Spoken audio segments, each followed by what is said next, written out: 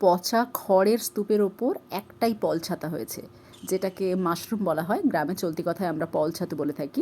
Mushroom খেতে সবারই ভালো লাগে, অথচ সংখ্যায় মাত্র একটা। কি হবে? সেজন্য টুকরো টুকরো করে ভালোভাবে ঘষে ঘষে ধুয়ে নেওয়া হচ্ছে। নোংরা কালো জলটা ফেলে দিতে হবে, আর মাশরুমগুলোকে ভালোভাবে জল থেকে নিংড়ে তুলে আলাদা করে রাখো। এদিকে আগের থেকে মসুর ডাল, আদা, রসুন, কাঁচা লঙ্কা একসাথে পেস্ট করে রাখা হয়েছিল। তার সাথে আমরা দিলাম বাড়িতে যে চাল কুমড়ো হয়েছিল তার বাইরের খোসাটা সরু সরু করে কুচিয়ে দেওয়া হয়েছে। এদিকে একটু বেসন নেওয়া হয়েছে, জিরে, ধনে গুঁড়ো, কোচানো পেঁয়াজ, কাঁচা লঙ্কা, হলুদ আর লঙ্কা গুঁড়ো, সমস্ত উপকরণ ভালোভাবে মিশিয়ে নেওয়ার আগে তার মধ্যে মাশরুমটাও দিয়ে দিলাম।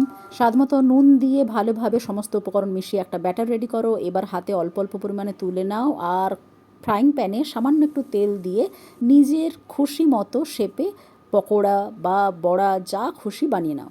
হেলদি স্ন্যাক্স খেতে হলে কখনোই ডুবো তেলে ভাজবে না, সামান্য তেলে এপিট ওপিট উল্টে চেপে চেপে ভাজবে।